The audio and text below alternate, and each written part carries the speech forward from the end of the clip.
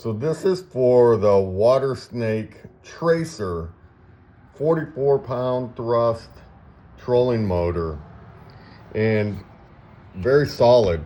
The mount is all metal and very hefty motor down below.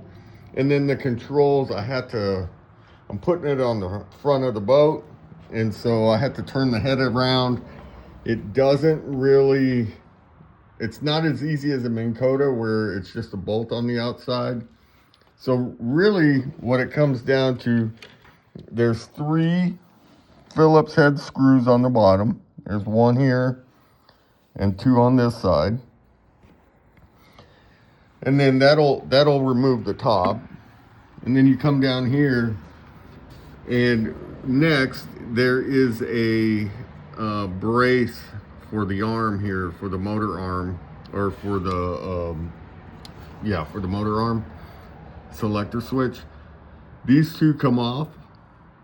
At that point, the whole assembly comes down, and then there's a nut and a bolt back there holding on. I don't know if you can see it here.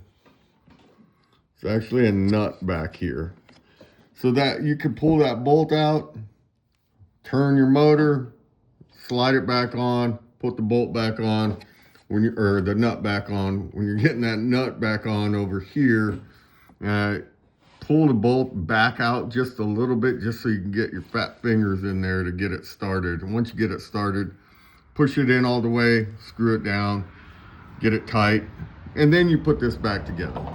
Now, putting this back together, I had to take it apart once after I put it together, because I put this on backwards. Make sure this little area right here is pointed this way. And what it is when you're turning the selector switch, it's a stop for your selector switch.